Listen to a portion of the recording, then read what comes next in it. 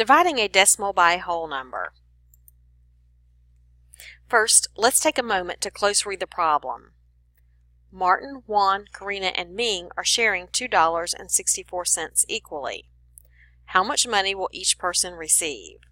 We are asked to model with an equation and to show two other ways to solve this problem. This video shows 4 different ways to solve the problem. Take a moment to retell this situation to a partner. What do we know? What are we trying to find out?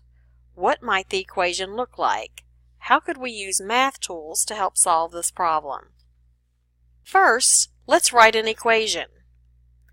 We can use the letter N to represent the part we don't know for now. That is, the money each person will receive. We know that there is a total of $2.64 that will be shared equally or divided by 4 people. Now we have our equation. The first tool we will think about with this problem is money. We know that there are 4 people sharing the money: Martin, Juan, Karina, and Ming. The 4 people are sharing $2.64. Remember, we want all 4 people to have an equal amount. This is tricky because the only thing that we have 4 equal parts of is pennies. We can give each person a penny, and we subtract 4 cents from the part we have to share. So $2.64 minus 4 cents equals $2.60. We're going to have to think about trading some coins so we can share the rest of the money. Since there are 4 quarters in $1, I can trade each of the dollar bills for 4 quarters. Now we have 10 quarters. We can give each of the 4 people 2 quarters. We can give Martin 50 cents, Juan 50 cents, Karina 50 cents, and Ming 50 cents. After giving each person 50 cents, that is $2 that we can subtract from the total. Now we have 2 quarters and 1 dime. Let's trade the quarters for dimes so that we can continue to share equally. 2 quarters is 5 dimes. We have 6 dimes now, which is enough to give each person 1 dime. A dime for Martin, a dime for Juan, a dime for Karina, and a dime for Ming. Now we have 2 dimes left to share. We need to trade our dimes for nickels.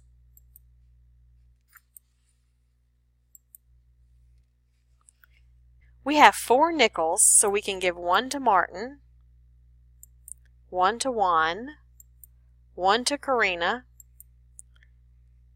and 1 to Ming. 4 nickels is 20 cents. So we subtract 20 cents and we can see that we have shared the whole $2.64 equally. Each person has an equal amount of money: 2 quarters, 1 nickel, and 1 penny. 50 cents plus 10 cents plus 5 cents plus 1 cent. Each person has a total of 66 cents. Now we can complete our equation.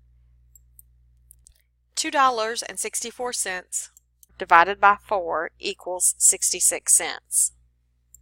Another way to represent this problem is using base 10 blocks. We can use 2 flats to represent the dollars.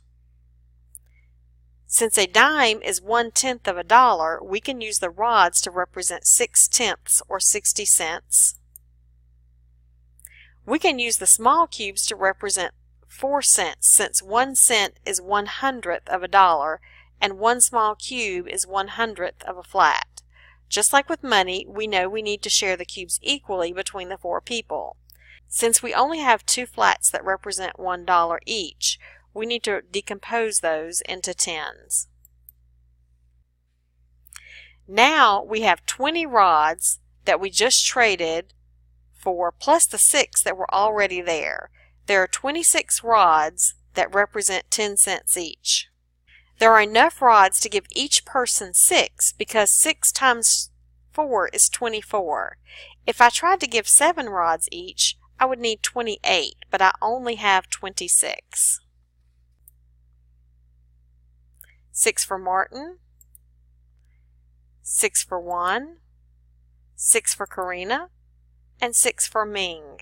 Since we shared the 24 rods, which represents 24 dimes equally, then we can subtract $2.40 from what we needed to share equally. So now we have 24 cents, which is represented with 2 rods and 4 small cubes left. We can trade the 2/10 for 20 hundredths so that we can share it equally. Now we can share the 24 small cubes, which represents 24 cents, with the 4 people. Since 24 divided by 4 is 6, each person will get 6 small cubes.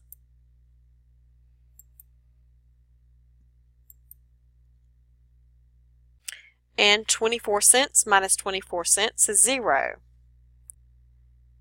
We complete our equation just like with money. $2.64 divided by 4 equals 66 cents. Another tool that can be used to solve this problem is decimal grids. This grid represents one whole. It is separated into 10 columns representing tenths. Each tenth, that's the columns, is separated into 10 equal parts, which represents hundredths. So one small square in this grid represents 1/100th.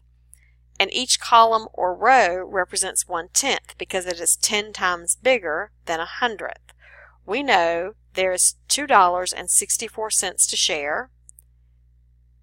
Since one grid represents a whole, I need to have 3 grids to represent $2.64. I shade 2 whole grids to represent the dollars and 64 hundredths of the last grid to represent the 64 cents. Let's use 4 colors to represent each of the people: Martin, Juan, Karina, and Ming. Now we just have to share the gray shaded area representing $2.64. There are not enough holes to give each person a whole, but we could cut the first 2 holes in half and each person can have half of a whole. Using the colors, we can show what part each person gets.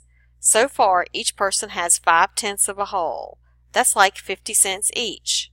50 for 4 people is $2, so we can subtract $2, leaving us with 64 cents.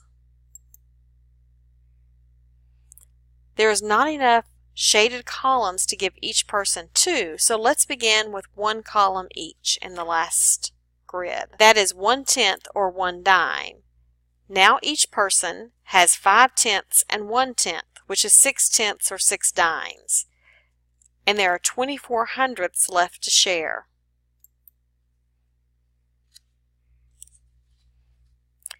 Since 24 divided by 4 is 6, each person will get 6 hundredths of the remaining part. So each person received 5/10, 1/10, and 6 hundredths. That is a total of 66 hundredths or 66 cents each. So $2.64 shared equally by 4 people is 66 cents. Another tool that can be used to solve this problem is an open number line. We know that the total amount we are thinking about is $2.64, and that each of the 4 people should receive an equal amount. It may help for us to mark some benchmark numbers on our number line. Let's put 0, 1, 2, 3, and our total, $2.64, on our number line. You do not have to begin with any number on your number line, but sometimes placing a few numbers helps you keep track. Each person needs an equal amount. Just like in other models, each person does not get 1 whole, but each person could get a 1/2 jump on the number line. 5/10 for Martin, 5/10 for Juan, 5/10 for Karina, and 5/10 for Ming.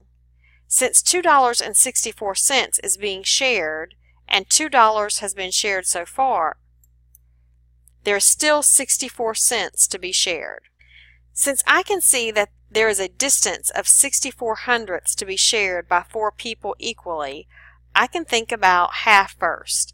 Half of 64 is 32. I need to break each half in half again to make 4 equal parts instead of 2. And half of 32 is 16. So 4 groups of 1600ths would make 64 hundredths. So 4 groups of 1600ths would make 64 hundredths, and all of the money is shared. $2 plus 16 hundredths plus 16 hundredths plus 16 hundredths plus 16 hundredths is $2.64. Each person jumped 5/10ths and 16 hundredths on the number line, which is 66 hundredths or 66 cents in our problem. We can record our final equation, $2.64 divided by 4 people equals 66 cents each. Thank you for watching Dividing a Decimal by a Whole Number.